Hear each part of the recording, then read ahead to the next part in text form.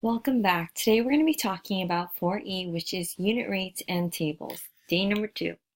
Content objective is students will be able to compute unit rates and determine the constant of proportionality. Language objective is students will be able to state which rate makes more sense. And why am I learning this? Well, it's important for many real-world problems. One might be computing your wage. Let's jump into our first example. Here we're given a table. This column represents the cups of flour, and this represents the number of cookies. For the first question, it says, what is the unit rate of cups of flour per cookie? So here, what they want us to do is set it up as cups of flour per cookie. So I'm going to go ahead and set it up as that. Cups. I'm just going to put cups for short, and then per cookie. So here, I can choose any numbers that I want. Now, I would prefer to choose numbers that are easier to work with. These two set of numbers seem to be bearable, so I'm going to go ahead and say that there's 3 cups of flour for every 12 cookies. Now I could simplify this, so I will divide both the numerator and denominator by a 3, and that's going to give me 1 cup per 4 cookies. So this here would be my unit rate. Now, could it be written differently, such as 1/4 cups per cookie? Absolutely, it means the same thing. So part B. For how many cups of flour would be used for 22 cookies? Okay, so what I want you to start doing is utilizing the table. Okay, and what do I mean by that? I think by looking at this table, you may be able to manipulate it to get to your answer. So, for example, here they want us to figure out how many cups of flour it would take for 22 cookies. Now this number here is 44 cookies, which is exactly double the 22 cookies. So instead of that, what I can do is take half of it. Because if I take this, half of this, this would be 22 cookies. So guess what? I'm going to have to take half of this, because if it's half the cookies, it's going to take half the cups of flour. So what's half of 11? Well, half of 11 is 5.5. Now, is there another way? Absolutely. You could also think of it like this. So if you could think of it as 1 cup for 4 cookies. Okay, and we want to know how much it would take for 22 cookies. You'd simply multiply by 22 cookies. What you're going to find is that the cookies are going to eliminate, leaving you with just the units of cups. So you're going to multiply 22 times 1, which is 22, over 4, which also reduces to 5.5 cups. So that is another way of doing it. And this, what's nice about it is this is how stoichiometry works. This is something that you're going to do in a science class further down the road. So if you're able to utilize these units and cancel them out to get the unit that you want, you'll find it to be very helpful. Next, C, what is the unit rate of cookies per cups of flour? So this one's very similar, except it's asking the reverse. So here, they want us to set it up as cookies per cup. So again, I can use any of these numbers just to prove my point. I'm going to use a different set of numbers. For cookies, it's going to be 20 cookies for how many cups? 5. So this is going to reduce by a 5, both the numerator and denominator. Is going to leave me with 4 cookies for 1 cup. Okay. And again, you could rewrite it as 4 cookies per cup. They represent the same exact thing. So for part D, how many cookies would be made with 15 cups of flour? So here, again, if you want to utilize your table, which I think is a great tool for you to be able to understand and use, you can. So what ways can we make 15 cups of flour? Well, we can triple this. That's going to make 15. So if you triple the amount of flour, you can triple the amount of cookies. So that's going to make 60. Now, is there another method I could have done? Absolutely. Instead, I could have take 5 times as much flour to make the 15 cups, Therefore, I would take 5, it would make 5 times as many cookies, which would also give me 60. And then, of course, you can do it this way and say, okay, if we get 4 cookies for every 1 cup, obviously, how much would you get with 15 cups? Well, I'm going to go ahead and write 15 cups here. And you're going to see that the cups are going to eliminate. And that's going to leave me with 4 times 15, which does give me 60 cookies. Okay, so this is the way to go. It's always going to work every single time. But this can sometimes make things really simple and easy because you're able to manipulate it and say, oh, it's 3 times as much or it's half as much, etc. So I want you to be able to use both. And then last but not least, how many cookies would be made with 0 cups of flour? Well, let's think. If we have no flour, how many cookies can we make? None. So the answer would be 0 cookies. Now, which makes more sense? Would it make more sense to say cups of flour per cookie or cookies per cup of flour? Hopefully your answer was cookies per cups of flour. That does make a little bit more sense. So here, I'm just going to go ahead, since that is my final decision, that is going to be my final unit rate, which was cookies per cups of flour. That's going to be part C, and we did figure it out to be 4 cookies per cup of flour. So here, number of cookies would be 4, and it would take 1 cup. So here, the constant of proportionality is going to be a 4. And you can even see here, every single time we did multiply by 4. And remember, another name for the constant of proportionality is the constant multiplier, hence me multiplying this number to this to give me the total. So here, what if I asked you for 72 cookies? How would I get an answer? Well, here, hopefully you notice every single time we multiplied by 4. But for this case, we don't know what we're multiplying by 4, but we know it's going to be cups of flour. So because I don't know it, I'm going to go ahead and assign a variable. A variable in math is something that we use as a placeholder for something that we don't know. So for example, I don't know how many cups of flour, so I'm going to go ahead and use C as a variable. So in all of these cases, in this case, 1 times 4 equals 4, 11 times 4 equals 44. I'm going to do the same thing. Here, C times 4 is supposed to equal 72. Well, if I have this as an equation, I'm going to attempt to solve for C by doing the inverse operation. I'm going to divide both sides by 4, and I'm going to be left with C equals, well, let's see, some side works. That's not the right number. Let's do 72 divided by 4. This is going to go in once. With the remainder of 3, bring down the 2. 4 is going to go into 32 8 times, so C is going to be 18. So what number should go in here in place of C? The number 18. How can I prove it? Well, 18 times 4 is 72. But here, like I mentioned in the beginning, could you have utilized the table? Yes. Well, how can we get 72 using any of these numbers? Well, one way would be to triple 24. If you triple 24, that would give you 72. So you'd have to triple the 6, which would give you 18. Now, were there other ways? Yes, you could have multiplied this by 6 to give you 72. So if you multiplied 3 by 6, you would have also gotten 18. So there's multiple ways for you to get the answer, and utilizing the table can be very helpful, so please don't disregard that. Number 2. So same idea here. The only difference is now we're given slightly different numbers. So what is the unit rate of cups of flour per cookie? So they want us to set it up as cups per cookie. So here I can use whatever number I want. Maybe we should put cookies there.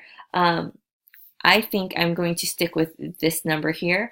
Why? Because it's the first set of numbers that are whole numbers. Now, are you not welcome to use any of these? You're absolutely welcome to. However, to keep things easy, it might be a good idea to always stick with whole numbers if given the option.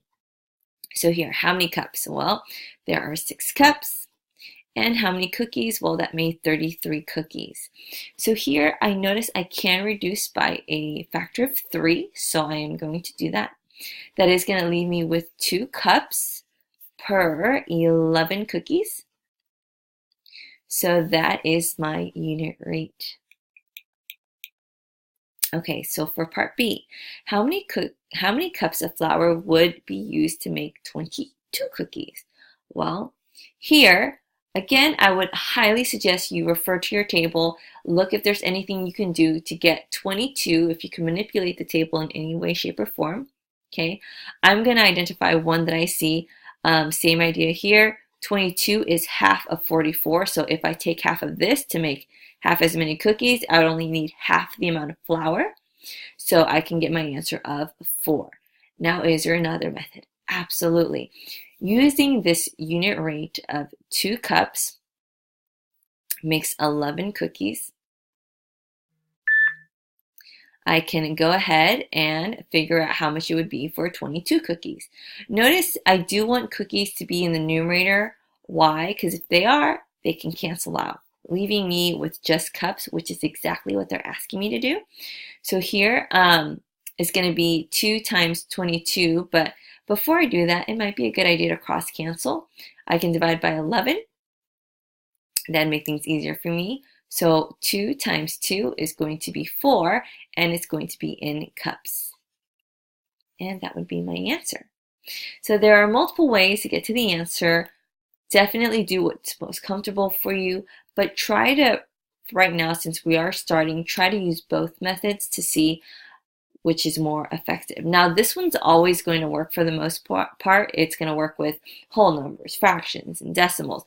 Now, this is a little bit more restricting. However, this might be easy for some of you if that circumstance shows up.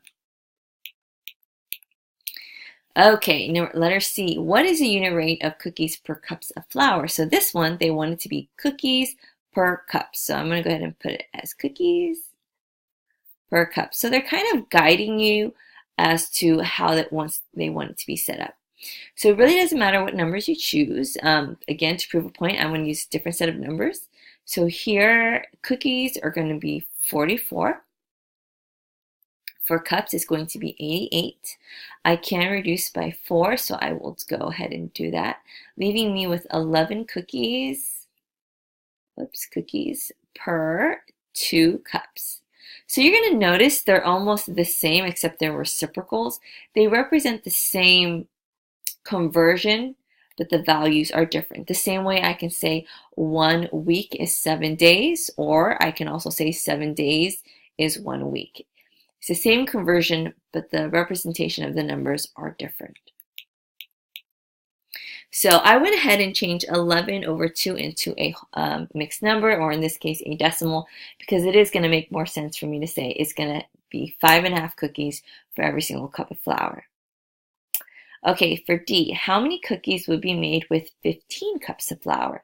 So again, I kind of want you to utilize your table alongside with an equation to figure out the answer. First, let's take a look at the table. What could we do to make 15 cups of flour?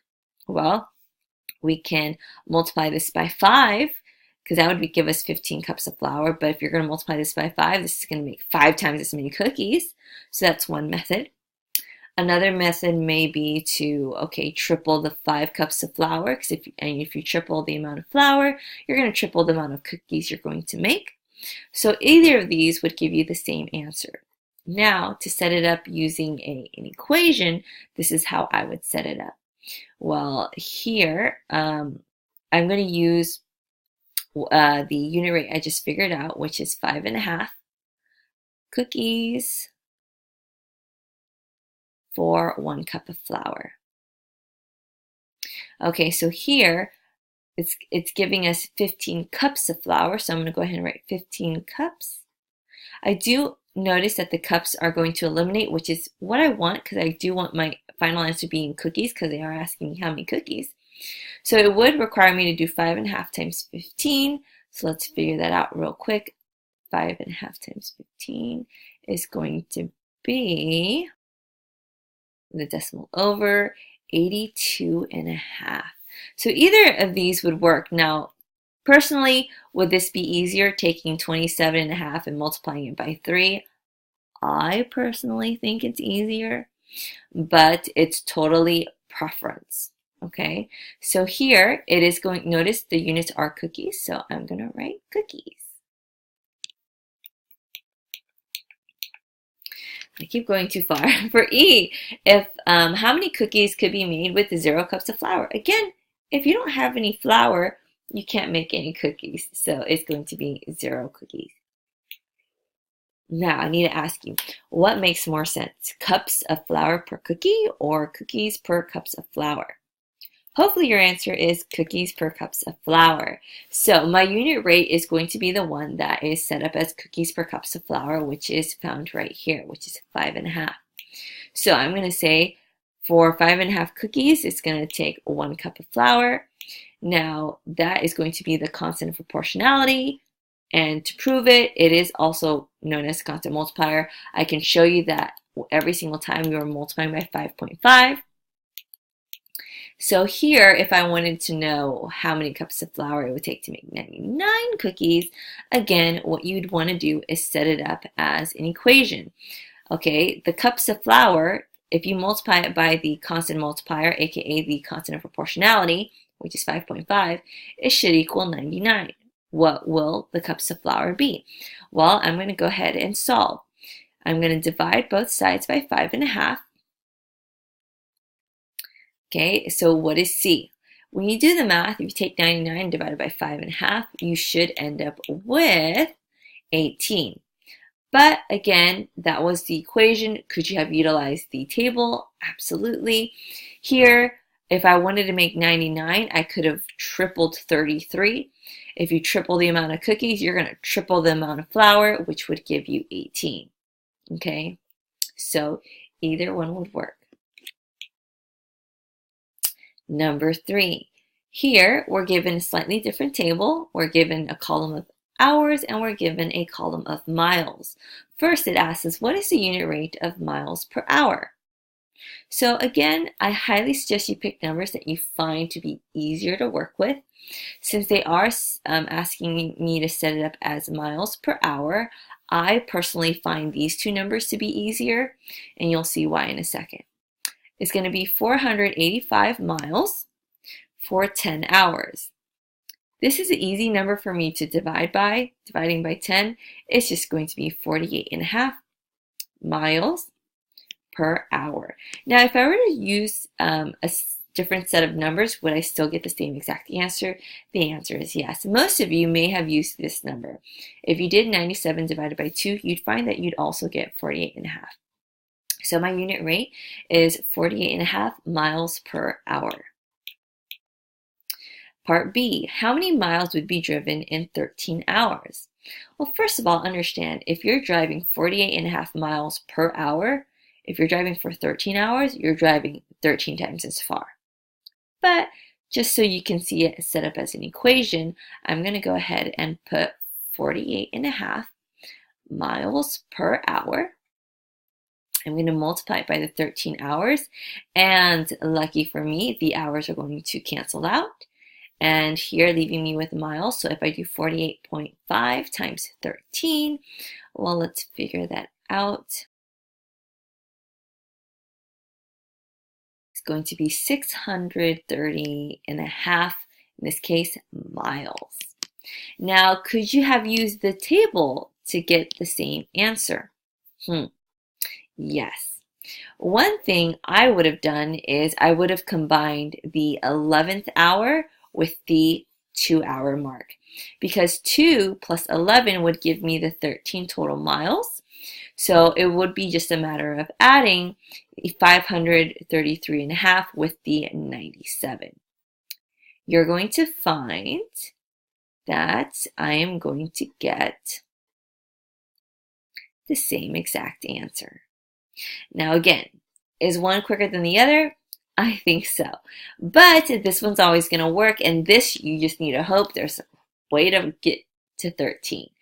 So again, it's good to know how to use both and keep an open mind.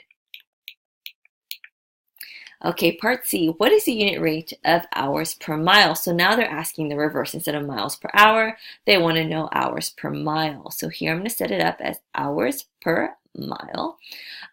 This one, I am going to actually use these two set of numbers because the way it's going to be set up is going to be 2 over 97. Now here, I can't reduce it any further. It might be a good idea for some of you to turn into decimals. I actually like to work with fractions. It keeps the numbers more accurate. But if you're wondering what 2 over 97 is, that is approximately 200 hours per mile. So part D, how many hours would it take to drive 582 miles? Now, could you use the table? Absolutely, but it's going to be a little bit harder to come up to 582. It's a lot of guessing and checking and kind of manipulating the numbers. So here is where using an equation definitely helps us out. So here, I'm going to now kind of work in a different order. First, I want to start with what I know, which is 582 miles. I do want to end with hours, so I need to find a way to eliminate miles. So I want miles to be in the denominator. So in this case, since this is hours per mile, I'm going to go ahead and use this fact right here. I'm going to keep the fractions because I think it's going to keep my numbers more accurate. So I'm going to go ahead and use the 2 hours per 97 miles. So you're going to find here that the miles cancel each other out. Can I cross cancel? I don't know off the top of my head whether I can or not. So I'm going to go ahead and multiply straight across. So 582 times 2, which is 1,164 over 97. Now notice it is going to be in hours because that's what the unit is left. Now I'm just going to go ahead and divide this. So I'm going to divide. I need more space, so I'm going to go ahead and erase this. If I divide by 97, this is going to go in once, which goes in perfectly 2 times. So I would go ahead and say it's 12 hours. And last but not least, as always, how many hours will it take to drive 0 miles? It is 0 hours. So answer me this. What makes more sense? Miles per hour or hours per mile? I'm definitely going to go with miles per hour. And for that reason, I am going to stick with the first right here, which is going to be our unit rate. So in 1 hour is 48.5 miles. Now, that is our constant of proportionality, excluding the units. I'm going to prove it to you by showing that every single time it was a constant multiplier, I was multiplying 48.5 to get the miles. So now moving on to number 4. Here, what I'd like you to do is pause the video and try it by yourself.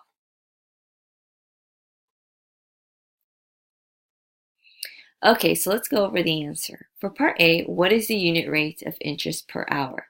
So if you set it up as inches per hour, I'm going to go ahead and use these 2 set of numbers just because I like to work with whole numbers. For inches, it was 6, and for hours, it was 2. So this does reduce to 3 inches per hour. Now there's so many different variations of writing this, so keep that in mind. So this is the same thing, 3 inches per hour. At this rate, how many inches of snow would have fallen in 3.5 hours? So here's where I'm going to utilize the equation. I'm going to go ahead and turn this into improper fraction because I know that I'm going to have to manipulate this number in some way, shape, or form. So using it as an improper fraction is going to be helpful. 3 times 3 is 9, plus 1 is 10. So we have 10/3 hours. They want to know how many inches of snow would have fallen at this point. So I do want to get rid of the units of hours.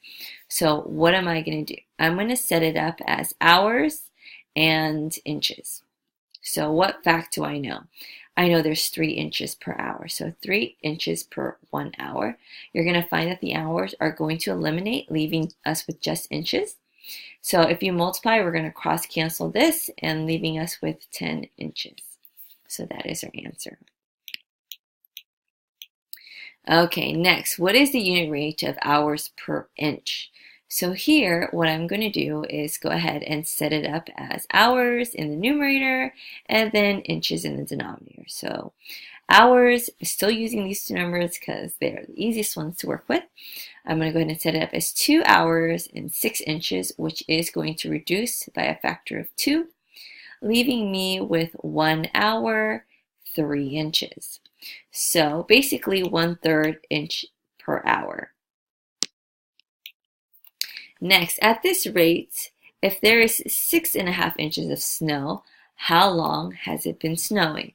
So here I'm going to turn this into an improper fraction. That's going to be 13/2 inches. So here we do want it to be in inches. Sorry. We want to know how long it's been snowing. So we do want our final answer to be in hours. So I need to get rid of the inches. So I'm going to go ahead and set inches in the denominator and hours in the numerator. And the reason why I chose this is because I do have some unit rates set up as inches per hour or hours per inch. So what is the conversion that we know? For hours, it was 1 hour for 3 inches. So here, I'm going to check if I can cross cancel. I can't, but I do notice my inches are going to eliminate, leaving me with 13/6 hour. Now, that is not a reasonable answer to give to someone, so I'm going to go ahead and turn that into a mixed number, which is going to be 2 1/6 hour. So that is going to be my final answer. Now ask yourselves, what makes more sense, inches per hour or hours per inch? Hopefully your answer was inches per hour. So a quick reminder, typically, I'm not going to say always because I'm not sure, but typically time is in the denominator. It's per inch. It's per minute, per hour, per day, per week, etc.